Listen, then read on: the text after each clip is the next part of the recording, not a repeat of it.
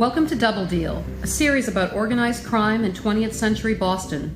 The stories of our central character, Richard Tchaikovsky, the criminals, the crimes, and the law enforcement officers who ruled the streets. Nina and I will be your guides through the darkest streets of Boston, telling you the true stories of criminals, crimes, and lies.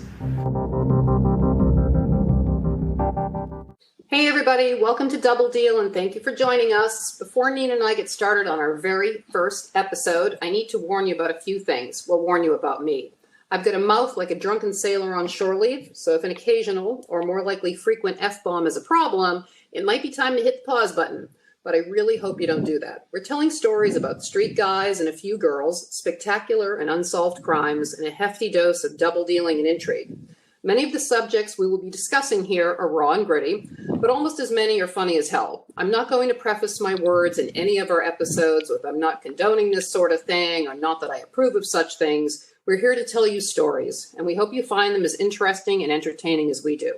Okay, enough about me. Nina, let's hear from you. Hi, everyone. You already know she's the loud one, so I guess that should tell you that I'm the quiet, rational one. Laura and I have been friends for nearly a decade. We both love research and solving mysteries. For the past 2 years, we have been working on our forthcoming book about Laura's late father, Richie. I'm the self-proclaimed queen of redacted FBI reports. The stories we have uncovered deserve to be told, especially those of people wrongly convicted. I hope you enjoy listening to them. Super. We'll be posting transcripts of each episode on Spotify and supporting documents and photos on our website, so check us out. All of our social media links are in the show notes below. And since I have no shame, or at least that's what my Aunt Helen always told me, please follow us, like our social media posts, and all that other good stuff. Questions, comments, suggestions, and constructive criticism are always welcome. Crazy trolling, keep it to yourself. Nina and I are both seasoned Twitter vets, so save your energy. Now, let's get into the early story of John J. Red Kelley. Since part of each episode will be told from Richie's perspective, we'll call him Jack. I was too young when Jack went away to remember him, but I heard endless stories about him. For nearly a decade, Dad was Jack's wheelman. It wasn't until I was grown that I really understood why and how Dad could always be on the move. It was insane. Up at the crack of dawn, no matter how bad he had tied one on the night before, and behind the wheel all day. He put 75,000 miles on his car every year. When you spend that many years of your life doing something, it becomes part of you. If someone who didn't know his past happened to be in the car and asked him, "How do you know all these side streets?" he'd tell them I drove a taxi. I'd roll my eyes and stare out the windows. I can't tell you the endless hours I spent with him cruising around, riding on the same roads he traversed with Jack endlessly, planning heists throughout the 1960s. Somehow I became Dad's surrogate Jack. Although I bitched to no end about being stuck in the car, I'd give anything for one more ride with him. I miss those days. Now, Nina, tell us a little bit about Jack's background. Jack was born on June 3rd, 1914, to Patrick and Margaret Kelley in Watertown, Massachusetts. His parents were from Dublin, and he had 2 sisters and 1 brother. Sometime before 1930, his mother remarried a man whose surname was Derderian. So that's where the rumor about Jack being Armenian came from, and probably a few of his many superstitions. You know, when they were planning a score, all the bird shit on the car had to be preserved with newspaper. Dad would have to jump out and stick a piece of newspaper over every fresh dropping that Jack would see. He'd say you could barely see through the windshield. Weeks and months of crap covering everything. That's disgusting. But hey, it worked for him. We'll get into Jack's road rules in a later episode. When we were doing our research for the book, I came across my grandmother's obit. Jack was listed as her foster son. I was really surprised by that. My uncles and dad always said that Grandma adored Jack. He and Richie would take her out for rides, which she loved. But the foster son thing is still a mystery to me. There's no one left to ask. He was missing from the 1930 census, so maybe there was some truth to it. But we also know from our research that he had a relationship with his own mother throughout the 1960s. I was always under the impression that Dad met Jack in the can. We'll probably never know the true answer to that. That is really strange. I tried to find something concrete about where he was in 1930. I mean, he was only 16, but I couldn't come up with anything. He pops up in the 1940 census, though. He's got a wife and a kid. They're living in Somerville. Everything seems normal and quiet for a long time. Were you ever able to find any military records on him? Nope. I know we both looked, but it was a dead end. It's so strange. He was the right age, perfectly healthy, not in prison, yet we couldn't even find a draft registration card. Well, you know, I like to imagine that he was a spy during the war. Me too. You know, one of his nicknames was Swiss Watch because he operated with such precision. Always reminds me of someone who had military training. So when did he start robbing? Well, I think it was long before 1949, but in April that year, the Copley Square Hotel was robbed of $15,000 by three men. The intriguing thing about this robbery was that there had been another robbery just a few hours earlier in Dorchester. There were also three perpetrators in that heist, but they only took down $5,000. The police tried to make a connection between the two robberies, but were unsuccessful. Were there any distinguishing differences between the robberies? Well, in the Copley Square Hotel case, the three men waited outside the hotel until they saw the payroll delivered and the armored truck drive away.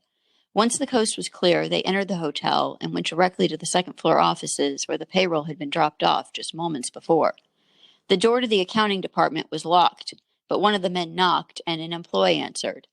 The men took the still unopened bags of cash that had only just been delivered and escaped out the rear entrance of the hotel, disappearing into the crowds.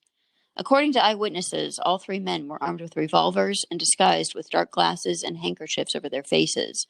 They were all judged to be about 6 feet tall and in their mid-20s. In Dorchester, the police believed that there was also a getaway driver. They eventually gave up on the theory of one crew and figured out that there was a second group operating. This was the third in a series of payroll robberies that took place in 1949. By October of that year, the total reached 9. The others were all under $10,000, except 2. Do you think he was friendly with the other crew that was operating at that time and planned his scores around their schedule as a diversion? I would say so. In August of 1949, an unlocked armored car in Brookline was hijacked and robbed as the guards were collecting the tithes from a church. The police initially thought only $15,000 had been taken, but upon further investigation, it was revealed that $40,000 was missing from the truck. The local police chief called the robbery well-planned and carried out with a maximum of efficiency. After hijacking the truck, the robbers drove to a secluded area and transferred the bags of money from the truck to a sedan. The police were so close behind them that they barely got away. In fact, they were in such a hurry, they left behind some loot. Well, that fits Jack's pattern. No shots fired, precise and clean. They left behind money at the Copley Square Hotel, too. They had another close call like that in the 1960s with the Quincy armored truck score. Dad said Jack never diverted from his plans, never. They had a time schedule and they had to stick to it. If you dropped a bag of cash or missed a bag, there was no going back for it. 1 minute in, 1 minute to take care of business, and 1 minute to get out. You're thinking of the Copley Plaza Hotel payroll robbery in October of 1949. Very similar MO. 2 tall guys, dark glasses, handkerchiefs. They left behind $4,000 in pay envelopes, but got $12,000 from a bag that a hotel employee was carrying. The employee struggled a bit before one of the men knocked him in the wrist with the butt of his gun, forcing him to drop the bag. They escaped through the crowded lobby to the street and jumped in a stolen car they'd parked. The cops found the abandoned car in the south end, and the trail went cold after that. Well, I'd say that we could probably give Jack credit for that robbery, too. Another score that I suspect Jack might have had a hand in was the Great Brinks robbery. Don't say it. I know. I have to wait for episode number 3.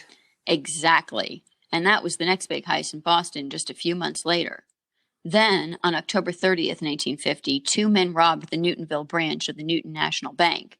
They were armed with submachine guns this time, rather than revolvers, and instead of the kerchiefs and dark glasses, they were wearing Halloween masks. The Halloween masks were reminiscent of the Brinks earlier that year. In fact, at the time, the press noted that there were striking similarities to this robbery and the Brinks job in timing and technique. The getaway driver this time was a man in drag, wearing lipstick, rouge, and a kerchief on his head. They took over $50,000 from that job.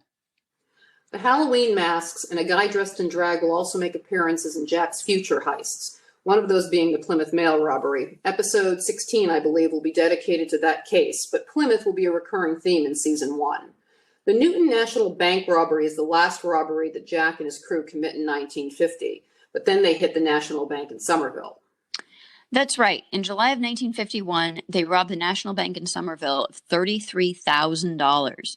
The holdup occurred just as the bank was opening on a Friday morning. Same MO with the masks and submachine guns. They were dressed as policemen this time. The descriptions fit Jack and his partner, Billy Aggie. Fucking Billy. Our next episode is about Billy Aggie. It's going to be great. We've got a bank robber on a lawnmower, sideswiping a car driven by a priest who then has to give Billy the last rites because a cop shoots him in the gut, all while Billy's mother's funeral is going on. Who decides to go rob a bank while their mother's being buried? Billy, that's who. I don't know how we're going to keep ourselves from laughing through recording that one. Anyhow, as in all the other heists, no shots were fired. The men again left money behind in their efforts to make a clean getaway. A driver in a black sedan with smudged plates was waiting for them. By now, Jack and Billy had come to the attention of the FBI. We'll come back to that in a bit, though. When the branch manager took down the plate number, the cops traced it to a guy who was up in Maine. All roads seem to lead to Maine at some point in our stories. It drives me nuts. All right, the next score was Newton Waltham Bank. It was robbed $30,000 in September of 1951. By the way, I have to say Waltham because Nina's not from Boston. Californians have some strange accent compared to us. What do you say, Nina? Waltham? Waltham? What do you say? Waltham. It's Waltham. No, it's Waltham. Waltham. Waltham. Ham. Okay. Waltham. All right. Like a ham.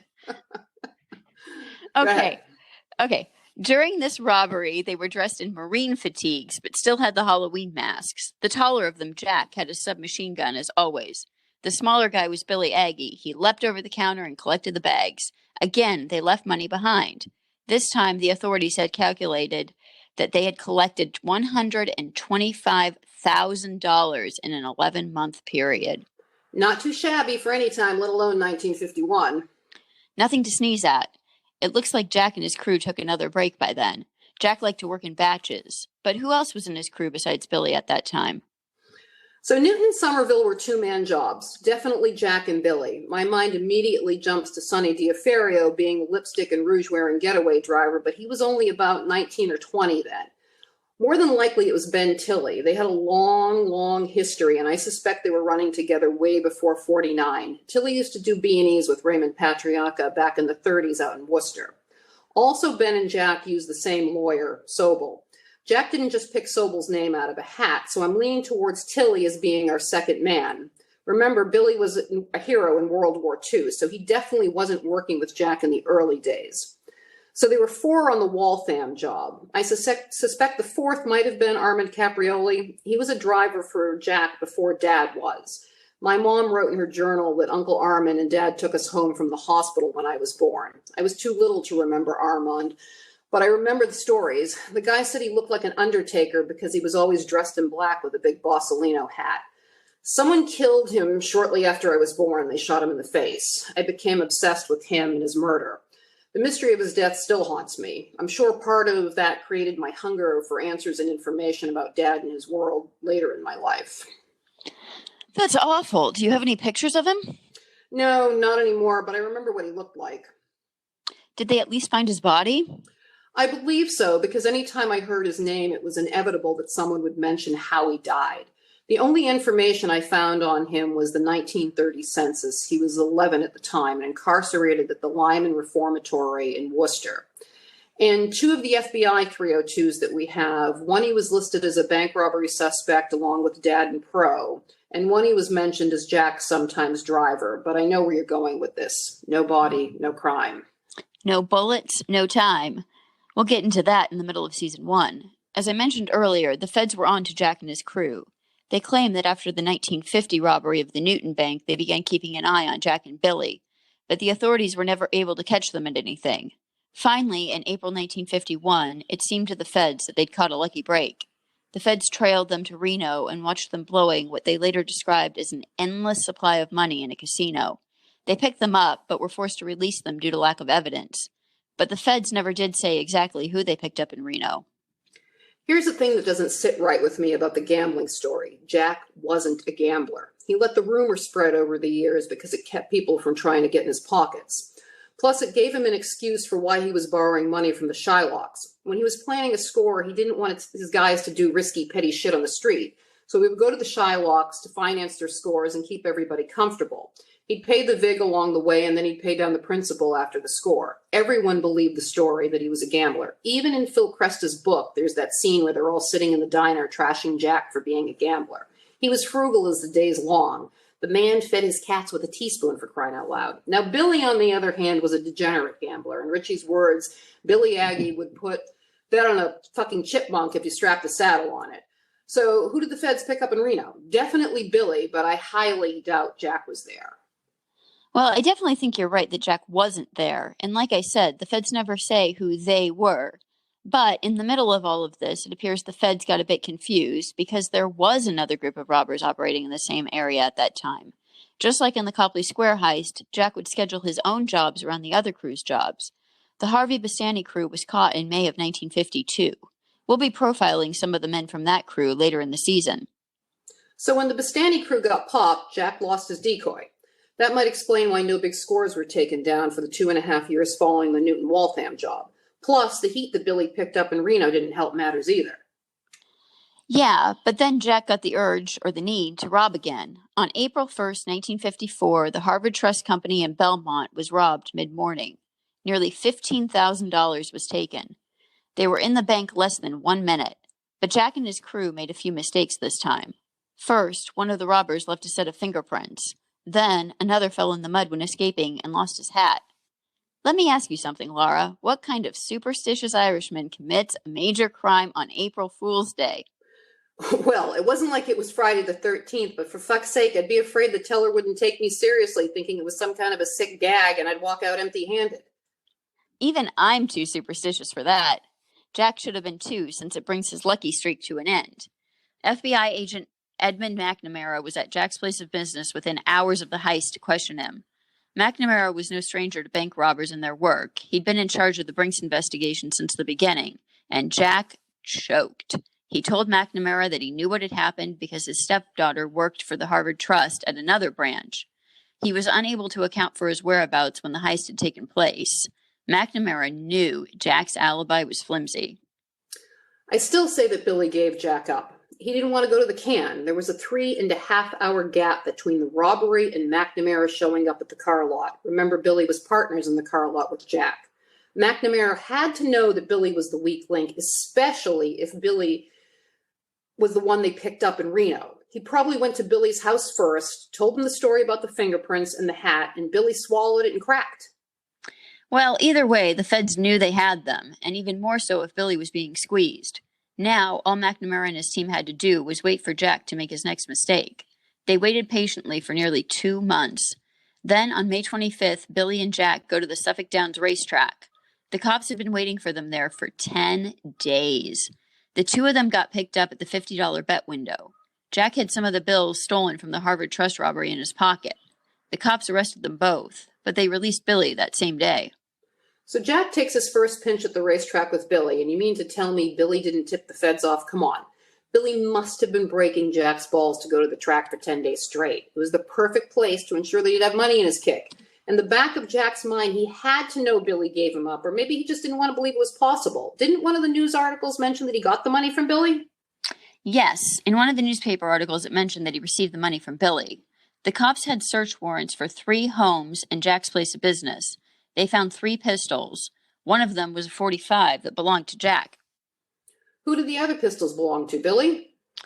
There were 3 houses that were raided by the police, but the authorities never said who the other guns belonged to, and they never charged anyone else with unlawful possession. And they never named who the third person's house was. I wonder if it was Armand.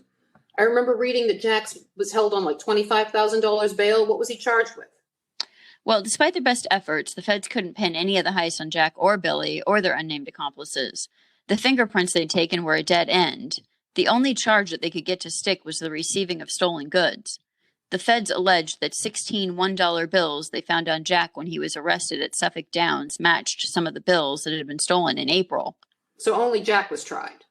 Yes. Jack's first trial ended in a mistrial in January of '55. The jury couldn't agree on whether or not Jack was guilty of receiving stolen goods, but they did acquit him on the charge of possessing a .45 without a permit. The retrial began in March the same year. The judge decided that Jack could not be convicted of both robbing the bank and of receiving stolen goods, so the jury had to choose one crime or the other.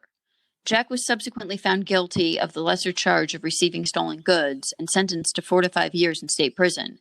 A guilty verdict in a bank heist would have landed him in Alcatraz in that era, never mind 4 heists. Billy managed to skate. We'll talk about how that worked out in our next episode. Like I said, I'm 100% convinced that Billy flipped on Jack. McNamara was a skilled agent and most likely manipulated Billy with ease. There probably weren't any fingerprints in the first place, and as we've seen in other cases, if they want you off the streets, you're going one way or another. 4 to 5 years for $16 sounds insane, but we know how it goes. 16 lousy bucks out of $15,000. Think about that. In their court case, the feds tried to claim that the bills Jack had in his pocket were numbered consecutively and matched brand new bills that had been swiped in the robbery on April 1st. When McNamara asked where he got the bills, Jack replied, "I won't tell you where I got the money from." McNamara tried to give him an out by suggesting that Jack had acquired the bills through his business, or even from gambling, since they had in fact caught them at Suffolk Downs. But Jack allegedly answered, "I won't tell you where I got it, and the FBI can think anything they want to." He sounds like he thought he was back in the Mother Superior's office at grade school. I can't. That's completely bizarre. I know I sound like a broken record here, but Billy had to have set him up and planted the cash on him. Later on, Jack would always wash his money from heists if the cash could be traced. They say he got 80 cents on the dollar, a far higher rate than any of the other crews at the time, and of course there was a lot of jealousy on the streets. What a way to fall.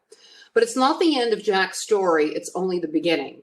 While he's doing his state bid, he becomes friendly with 2 other people that will later become part of his crew, Roy Appleton and my dad, Richard Tchaikovsky. That alliance will change all of their trajectories until their deaths. Jack will read every news article about heists, every true crime story to learn what errors were made in an effort to never repeat them. He truly becomes a criminal mastermind. In our next episode, we will be talking about Billy Agisotelis, or however we say Billy's name, aka Billy A, or as always heard him referred to as Billy Aggie. Nina, do you know what an Aggie is? I have no clue. It's a marble. When I was a kid and being my usual annoying self, they'd tell me, don't be an Aggie snapper. In other words, don't be a ball breaker. Billy had the reputation of being a fucking ball breaker. Lucky us, since we get to hear about it next week. Thank you all for listening. I hope it wasn't too bad. We're rookies here, so be patient with us while we work out the kinks. Have a great week and hope you tune in again. Bye. Bye.